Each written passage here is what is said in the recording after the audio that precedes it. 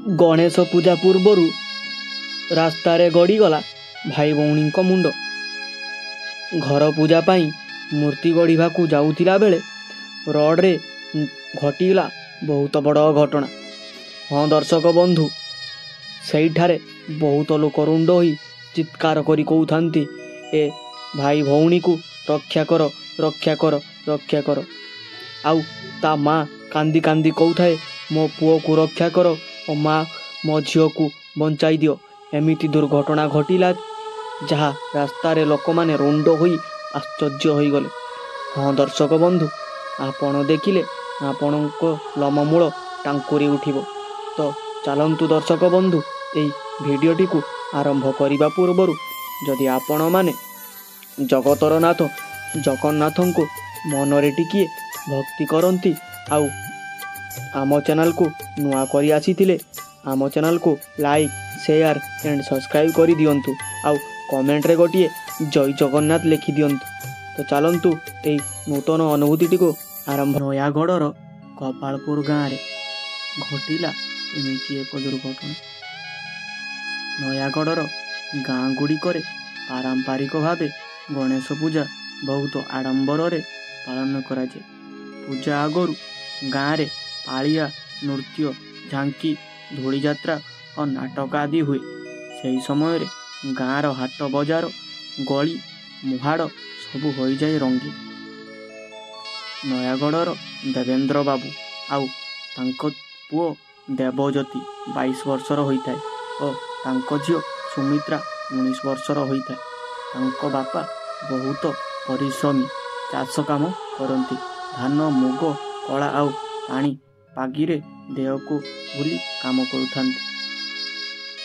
देवज्योति तांको पुओ आउ सुमित्रा तांको भौणी झील मिसिकी भाविले आमे गाँव पूजारे न मिसी आमे घरे गोटे मूर्ति आनी गणेश पूजा करिबा। आउ ता भौणी सुमित्रा राजी होई ता भाई सांगरे कहला हाँ भाई देवजित मु सांग होई आमे दुई जण मार्केट को जिबा आउ मार्केट रू गोटे मूर्ति आनी आम घरे पूजा करिबा।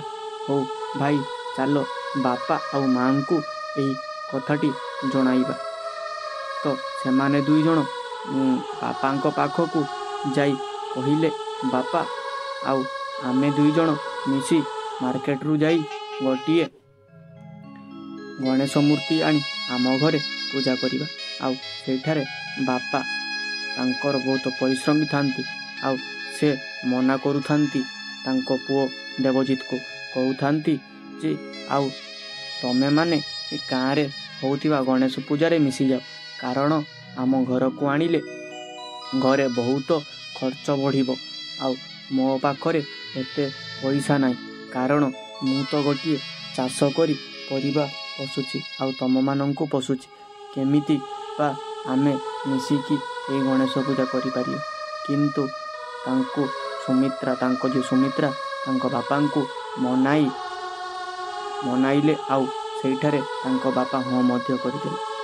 आउ 4 दिन पूर्वर गणेश मूर्ति आनिबाकू सेमाने बाहरी गले। सुमित्रा और देवजित दुई जण मिसी गोटे बाइक धरी सेमाने दुई जण चलीगले। आउ दुई जण चलीगला परे मार्केट रे किछि समय परे जाई पहुँची गले। आउ मार्केट रू मूर्ति नहीं आसुथांती और आसिला बेले रास्तार तांको सहित घटीगला बहुत बड़ दुर्घटना, जहाँ शुणिले आपण मानकर लममूल टांकुरी उठिब। आउ आपण माने पूरा आश्चर्य होइथिबे केमिति घटना केमिति घटिगला। तांको सहित सेई गणेश मूर्ति आउ तांको सहित जगन्नाथ थिले, किंतु तांको सहित एमिति एक दुर्घटना घटिगला केही सुद्धा भाबी नथिबे। सेमाने दुई जण हस खुशी रे महा आनंद रे घर को मूर्तिटीए आनिकी आसुथांती। सेतिकी समय रे तांको आगरू गोटिए कार आसी तांको एक्सीडेंट करिदेला। आउ सेठारे सेमाने दुई जण चित्कार करी कांदुथांती, आमको रक्षा करो आमको रक्षा करो आमको रक्षा करो। आउ सेठारे तांकर गणेश मूर्ति भांगी जाइतिला, किंतु देवजितंकर बहुत क्षयक्षति होइतिला, किंतु सुमित्रांकर एते बेसी किछि क्षति होई नथिला। କାରଣ ସେ ପଛରେ ବସିଥିଲେ ତାଙ୍କର ମୂର୍ତ୍ତିକୁ ଧରିକି। କିନ୍ତୁ ସେଇଠାରେ ମୂର୍ତ୍ତି ତାଙ୍କର ଭାଙ୍ଗି ଯାଇଥିଲା।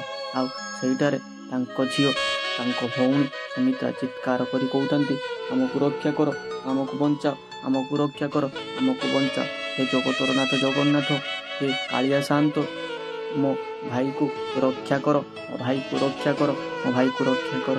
ହେ ଜଗତର ନାଥ ଜଗନ୍ନାଥ, ହେ ମୌଳମଣି ଗଣେଶ ଠାକୁର, ଆମ ଭାଇକୁ ରକ୍ଷା କର କହି କାନ୍ଦିଥାନ୍ତି ସୁମିତ୍ରା ସେଇଠାରେ। କିନ୍ତୁ କିଛି ସମୟ ପରେ ତାଙ୍କରି ପାଖକୁ ବହୁତ ଲୋକ ରୁଣ୍ଡ ହୋଇଗଲେ। ଆଉ ସେଇଠାରେ ସମସ୍ତେ ଦେଖି ସେ ଘଟଣାକୁ ଦେଖି ପୁରା ଫୁଲ୍ ଆଶ୍ଚର୍ଯ୍ୟ ହୋଇଗଲେ। ଆଉ ସେଇଠାରେ ସମସ୍ତେ ତାଙ୍କୁ ଆମ୍ବୁଲାନ୍ସରେ ନେଇଯିବା ପାଇଁ ମନସ୍ଥ କରିଲେ। ଆଉ ସେଇଠାରେ 5 ମିନିଟ୍ ପରେ ଆମ୍ବୁଲାନ୍ସକୁ ଡାକି ତାଙ୍କୁ ନେବା ପାଇଁ ବ୍ୟବସ୍ଥା କରିଲେ। ଆଉ ସେଇଠାରେ ସୁମିତ୍ରା କାନ୍ଦି କାନ୍ଦି ଲୋକମାନଙ୍କୁ କହୁଥାଏ, ମୋ ଭାଇର ଯେମିତି କିଛି ନ ହଉ, ମୋ ଭାଇକୁ ରକ୍ଷା କର, ମୋ ଭାଇକୁ ରକ୍ଷା କର। ସେଇଠାରେ କିଛି ସମୟ ପରେ ସମସ୍ତେ ଲୋକ ରୁଣ୍ଡ ହୋଇ ଦେବଜିତକୁ ହସ୍ପିଟାଲ ନେବା ପାଇଁ ବନ୍ଦୋବସ୍ତ କଲେ। ଆଉ କିଛି ସମୟ ପରେ ହସ୍ପିଟାଲରେ ନେଇକି ପହଞ୍ଚିଗଲେ। ଆଉ ସେଇଠାରେ ବହୁତ ବଡ଼ ଡାକ୍ତର ତାଙ୍କୁ ଜଗନ୍ନାଥଙ୍କ ରୂପରେ ଆସି ତାଙ୍କ ସୁମିତ୍ରା ଭାଇର ଦେବଜିତଙ୍କୁ ରକ୍ଷା କରିଲେ। ଆଉ ବହୁତ ବଡ଼ ବଡ଼ ଔଷଧ ଦେଲେ, ଆଉ ସାଲାଇନ୍ ଲଗାଇଦେଲେ। ଆଉ ସୁମିତ୍ରାଙ୍କୁ କହିଲେ, ତମେ ଧୈର୍ଯ୍ୟ ଧର, ସେଇ କାଳିଆ ଠାକୁରଙ୍କୁ ଅନେଇ ଡାକ, ଆଉ ଗଣେଶ ଠାକୁରଙ୍କୁ ଅନେଇ ଡାକ ଯେ ତମର କଥା ଶୁଣିବେ। ସେଇଠାରେ ଭଉଣୀ ସୁମିତ୍ରା କାନ୍ଦି କାନ୍ଦି କହୁଥାଏ, ହେ ଜଗତର ନାଥ ଜଗନ୍ନାଥ, ମୁଁ ତୁମକୁ ଡେଲି ପୂଜା ଅର୍ଘ୍ୟ କରେ। ଆଉ ହେ ଗଣେଶ ଠାକୁର, ମୁଁ ତମକୁ ଡେଲି ଅର୍ଘ୍ୟ କରେ। ମୁଁ ଗାଁରେ ନ ମିଶି ମୁଁ ତମ ପାଇଁ ଘରେ ପୂଜା କରିବି ବୋଲି ତମକୁ ଆଣିବାକୁ ଆସିଥିଲି। କିନ୍ତୁ ତମେ ରାସ୍ତାରେ ଏମିତି ଏକ ବଡ଼ କାଣ୍ଡ ଘଟାଇଦେଲ, ଯାହା ମୋ ଭାଇକୁ ବହୁତ ଘଟଣା ଘଟେଇଦେଲ। ତ ଗଣେଶ ଠାକୁର, ମୋ ଭାଇ ଦେବଜିତକୁ ଆପଣ ହିଁ ସାହା ହେବେ। ଏ ଜଗତର କାଳିଆ ସାଆନ୍ତ, ମୋ ଭାଇକୁ ସାହା ହୁଅ। ସେଇଠାରେ ଏମିତି ଏକ ଚମତ୍କାର ସେଇ ଡାକ୍ତର କଲେ, କିଛି ବହୁତ ବଡ଼ ବଡ଼ ମେଡ଼ିସିନ ଆଉ ସେଲାଇନ୍ ଲଗାଇ ଦେଲେ। ତାର 3 ଘଣ୍ଟା 5 ଘଣ୍ଟା ଭିତରେ ସେଇ ଦେବଜିତ ଠିକ୍ ପୁରା ଅସୁସ୍ଥରୁ ସୁସ୍ଥ ହୋଇଗଲା। ଆଉ ସେଇ ଭଉଣୀ ସୁମିତ୍ରା ଦେଖି ଜଗତର ନାଥ ଜଗନ୍ନାଥଙ୍କୁ କହିଲେ, ଆଉ କାଳିଆ ସାଆନ୍ତଙ୍କୁ କହିଲେ, ଗଣେଶ ଠାକୁରଙ୍କୁ କହିଲେ, ହେ ଜଗତର ନାଥ ଜଗନ୍ନାଥ, ହେ ଗଣେଶ ଠାକୁର, ତମେ ଯଦି ଆଜି ନଥାନ୍ତ, ସେଇ ଡାକ୍ତରଙ୍କ ରୂପରେ ଯଦି ନ ଆସିଥାନ୍ତ, ତାହେଲେ ମୋ ଭାଇ ଦେବଜିତ ଆଜି ତାର ପ୍ରାଣ ଚାଲି ଯାଇଥାନ୍ତା। ତ ସେଇଠାରେ ଏଇ ଭଉଣୀ ସୁମିତ୍ରା ଜଣକ ଦେବଜିତ ତାଙ୍କର ଭାଇଙ୍କୁ ନେଇ ସଙ୍ଗେ ସଙ୍ଗେ ଘରକୁ ଫେରି ଆସିଲେ। ଆଉ ସେଇଠାରେ ତାଙ୍କ ବାପା ମା ତାଙ୍କୁ ବହୁତ ଗାଳିଗୁଲଜ କରିଲେ। ଆଉ ସେଇଠାରେ କାନ୍ଦି କାନ୍ଦି ଜଗତର ନାଥ ଜଗନ୍ନାଥଙ୍କୁ ତାଙ୍କ ବାପା ନେହୁରା ହୋଇକି କହିଲେ, ହେ ଜଗତର ନାଥ ଜଗନ୍ନାଥ, ମୋ ପୁଅକୁ ବଞ୍ଚାଇ ଆଣିଥିବାରୁ ତୁମକୁ କୋଟି କୋଟି ଧନ୍ୟବାଦ। ଆଉ ସେଇଠାରେ ଗଣେଶ ମୂର୍ତ୍ତି ଆଉ ଜଗନ୍ନାଥଙ୍କ ମୂର୍ତ୍ତି ରଖି ତାଙ୍କ ଘରେ ଡେଲି ପୂଜା ଅର୍ଚ୍ଚନା କରନ୍ତି। ଏହି ଅନୁଭୂତିଟି ଦେଖିଥିବାରୁ ଆପଣଙ୍କୁ ଧନ୍ୟବାଦ। ଆଉ ଯଦି ଚ୍ୟାନେଲକୁ ନୂଆ କରି ଆସିଥାନ୍ତି, ତାହେଲେ ଆମ ଚ୍ୟାନେଲକୁ ଗୋଟେ ଲାଇକ୍, ସେୟାର, ସବସ୍କ୍ରାଇବ୍ କରିଦିଅନ୍ତୁ। ଆଉ କମେଣ୍ଟ ବକ୍ସରେ ଗୋଟିଏ ଜୟ ଜଗନ୍ନାଥ ବୋଲି ଲେଖିଦିଅନ୍ତୁ। ଏହି ଅନୁଭୂତିଟି କେମିତି ଲାଗିଲା ଆମକୁ କମେଣ୍ଟରେ ଜଣାନ୍ତୁ। ଆଉ ଯଦି ଆପଣଙ୍କ ପାଖରେ ଏମିତି ନୂଆ ନୂଆ ଅନୁଭୂତି ଅଛି